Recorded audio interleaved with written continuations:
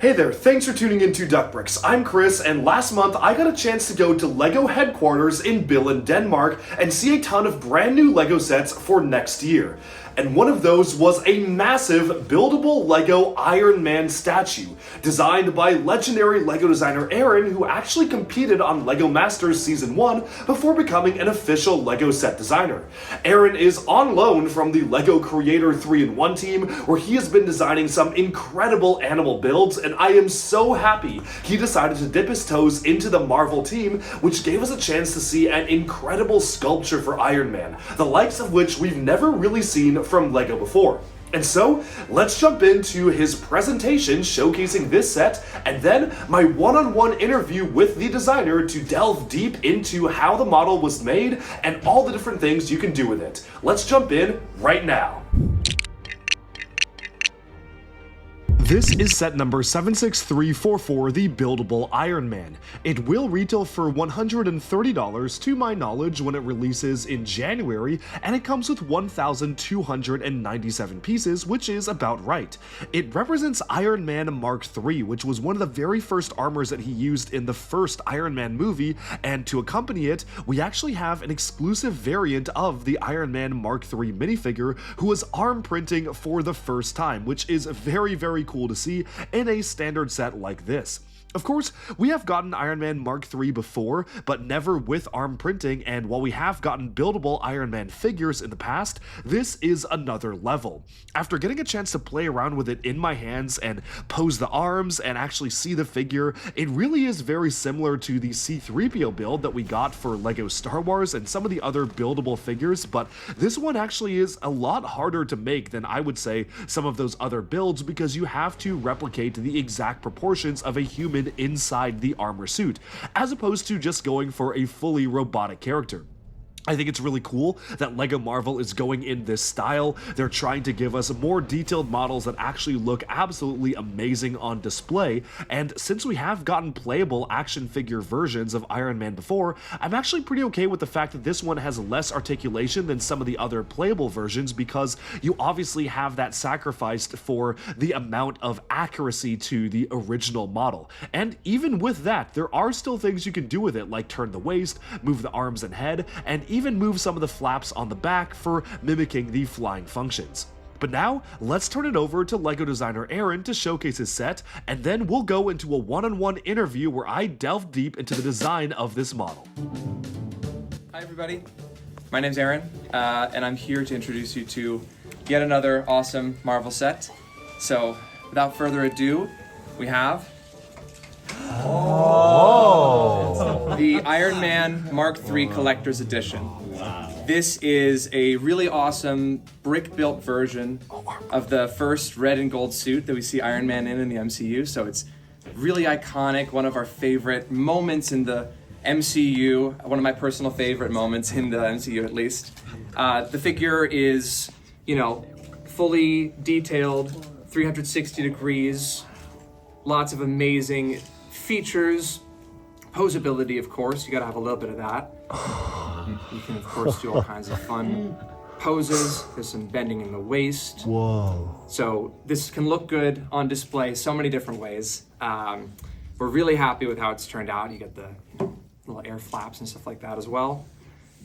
Not only do you get the incredible brick-built figure, but we also have an exclusive Mark III minifigure featuring arm printing. So we're really excited to bring this character back in an even cooler way than ever before. We were really excited to do a brick-built figure in superheroes. We know there's some other brick-built figures in the portfolio as well. So our hope is that this one also is gonna look really good on display with those if you happen to collect them. It shares some of this detail, scaling, expectations that have been set so high by the Star Wars team, for instance. So this is, this is the model. Does anybody have any questions, comments, or concerns? I hope not concerns. Yeah, Graham, Blocks Magazine. Hi.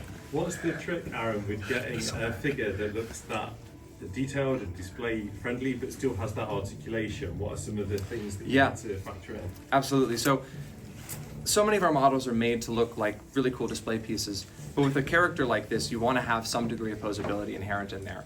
And that does pose certain challenges around how to include joints, where to include joints, what kind of joints you do. Something like this, the waist pivot is really easy to mask and it has a really solid payoff, for the posability options. The shoulders were really important to us to include because of course you want to have him be able to do that Iron Man stance, but also have a bit more of a neutral power stance. Meanwhile, the legs, while very specifically positioned to have that the A stance, but also this really natural turn out, those are not movable because of course then there's some stability difficulties with having the figure latched into the stand. That's really important so that when you're moving it on a table as you saw just now, or bringing it onto a shelf or down to show your friends, you don't worry about the model falling over. Yeah. Are those sausage fingers? So the fingers, the fingers are using an element that I believe was originally developed for superheroes for the children's buildable figure collection that they have. It's used here though with a fun new connection. We have it's hard to see from here, but I hope you check it out on the real model closer up. We're using the collectible series F1 Halo piece inside of the fingers to be able to get not just this articulation, but a little bit of this, which is much more natural. It was really important to us that Iron Man had all 5 fingers, and that poses some challenges in a Lego system building sense, but we're really happy with how that turned out. Yeah. Yes? How does the size and scale compare to the Iron Man bust from earlier this year? It's a really good question. So the scale is actually slightly different. The bust has a sort of a core of the head of like 4 Lego modules. So it's slightly bigger, and even one module of difference actually has big cascading effects for the scale in general. Here we were looking to do a core of 3 to make it just a little bit smaller so that we could get the entire figure in the set, right?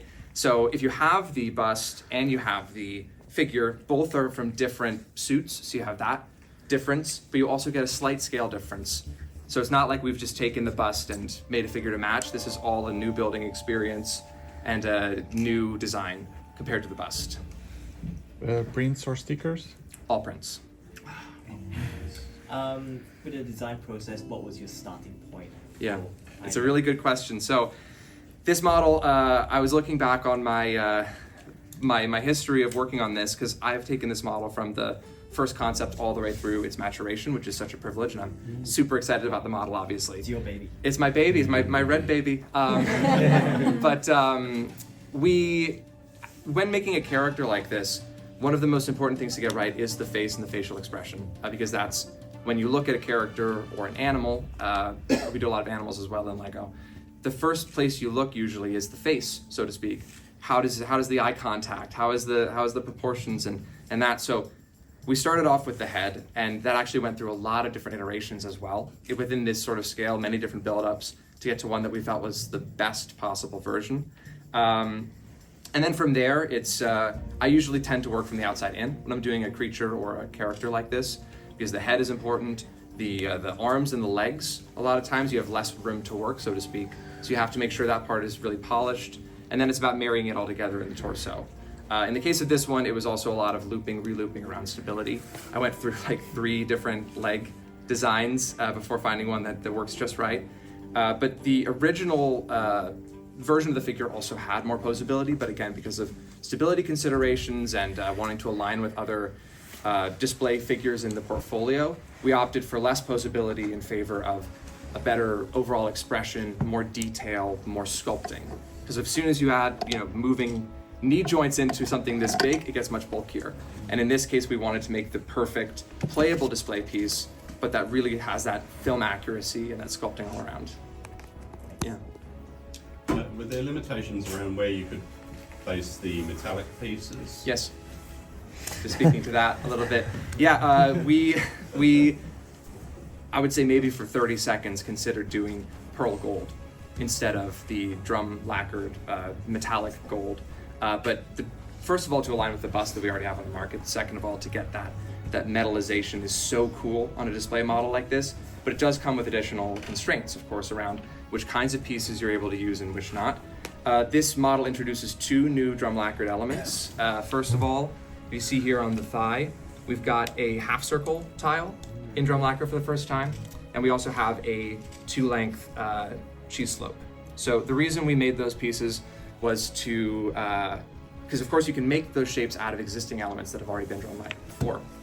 But we felt really strongly about wanting to reduce the number of seam lines on the build and make it really feel glossy and like these are single chunks of armor essentially. So it helped also, with some of the details elsewhere to make those new elements. But it definitely was a challenge to design with the drum lacquering, but it's 100% paid off, I think, because the contrast of the dark red and the shiny gold has that degree of authenticity that we really were looking for this time. Yeah, was that it? Yeah, just One fun. last question, please.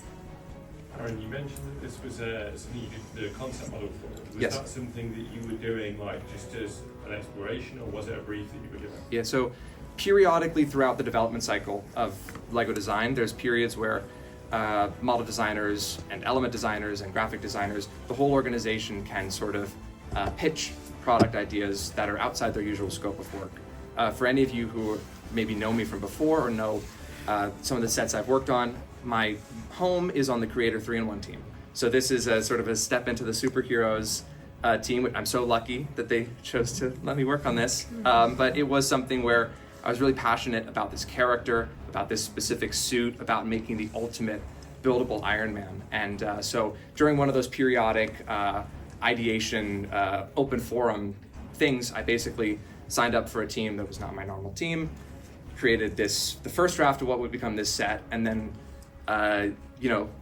worked my way to seeing it through its whole life cycle. Yeah. Thank you so much. Thank you all. Thanks so much. All right, so I am here with Aaron, the legendary designer of the brand new Lego Marvel Iron Man figure. First of all, I've loved almost every single one of the sets you've put out have been some of the best sets in their respective so themes, kind, in my thanks. opinion. The city space stuff, like the space station and the smaller interstellar spaceship, Sure. the Creator 3-in-1 animals. I mean, everything you've done, even following your work since Lego Masters, has really been some of the best pieces of sculpting and engineering I've seen. So first of all, well done. Congratulations on this. I'd love to hear a little bit more from you, just kind of insights you have into stepping into the world of superheroes, which Sure. is not really something you've done outside of the Star-Lord helmet before. Yeah. Well, I appreciate the kind words, and I have to reiterate that even if I'm assigned as the designer on this model, so many people touch it along the way. And something that was really cool, actually, about the process of working on this, the place I happened to be sitting in the office while building this model was kind of in a traffic zone in our building. So many people came by and offered inputs as I was working at along the way. A lot of the genius minds who work on the Ninjago team, for instance, were experts in mech building and making course. something armored and cool like this.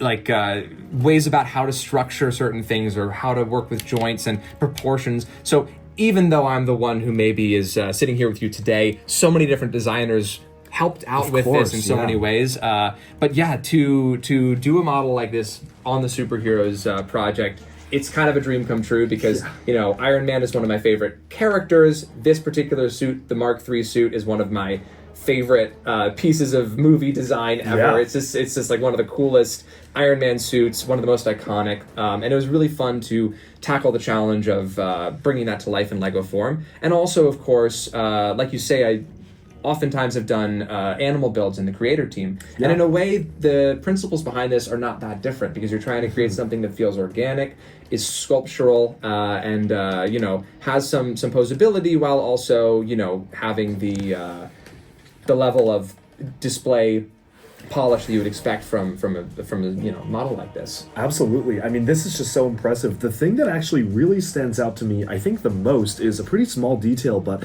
it's the technique you used for the fingers. And as somebody who comes from a background of Lego action figures like Bionicle and all the Ninjago mechs and all the buildable characters, I love everything Lego does in that world. Yeah. I feel like these fingers probably are the best fingers that I've ever seen on any official Lego buildable figure, and it's so clever because you're just using that one new piece. It's a new piece that opens up so many doors series, in that way. Yeah, it was the perfect element to create not just space to hold all 4 fingers, but also to create that bit of splay that feels so natural, rather than having them in line with each other, which of course is much easier to do. Exactly. How did you decide on that piece? Did you just come across that piece and realize that was the best one to use? Like, I'd love to hear your process. So I at the time I was designing this model, I was actually sitting right near the Lego collectible minifigures team. So that was a piece that was sort of in my awareness because of them. And I thought of it pretty quickly when the time came to making hands in this scale and being able to find a way to, in that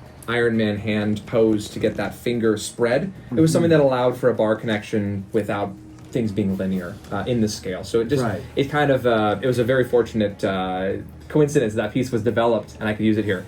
It's perfect.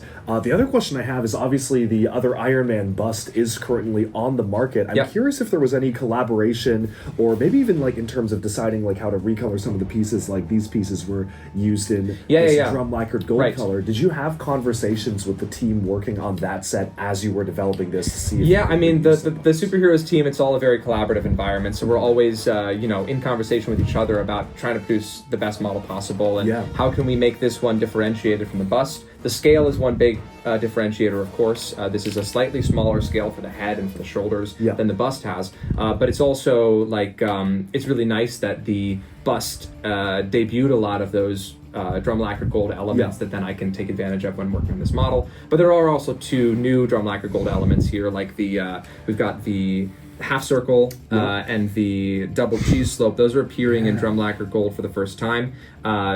So sometimes, we want to create some sense of novelty here as much as we can, but also reducing the visual noise by having fewer seam lines in the gold. For instance, here or here, it's really nice to have a single element. Even though you could fill it in with existing drum lacquer pieces, it was nice to just get a cohesion there that was possible with bigger pieces. I mean, it is really, really awesome to hear somebody like you saying that you were paying attention to details as minute as just making sure there's less seam lines and stuff like that, because I feel like those are the little details that sell models like this, where from a distance they just look so good, they look so right, and it's because of that attention to details. So as a fan of Lego Marvel, as a fan of buildable Lego figures, I'm very grateful that you were studying it to that level of detail.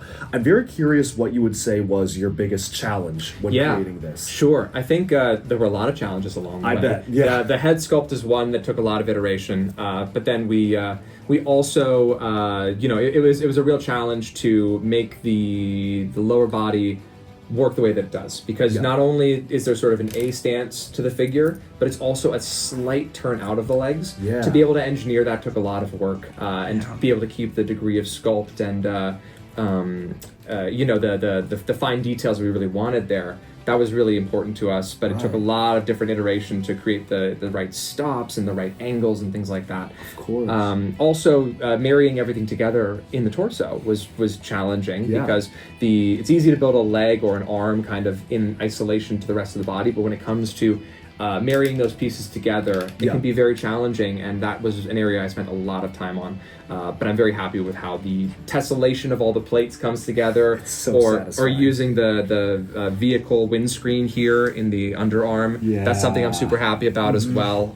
There's a couple of those little moments of technique in here that the AFOL in me is so happy to see and get to work into a build as well. Do you have like a favorite element that you color changed for this set or had developed particularly for this? The element I'm using on the shoulder is a dome that I'm pretty sure was first used in the Trevi Fountain or in the Disney Lilo and Stitch house. This element was developed for those models around that time. It's appearing for the first time here in the dark red, and it's such a good element for masking the shoulder and creating that sort of shine that we really wanted. As you can see, a lot of the surfaces here, we're using bows, we're using tiles to create that light bounce that's also so authentic for the suit to have that glistening feeling wherever possible. It's so cool to see this, and I love how you did try to keep some of that design language from some stuff that we've seen of similar figures, like in Star Wars and stuff like that. So very cool. Just want to say thank you so much for your work on this. Thank you for taking the time to chat. This is by far one of the coolest things I've seen today, and we've seen a lot of cool stuff, but the construction fan in me for Lego really loves this. So thank you for your time, and this was absolutely amazing. My pleasure.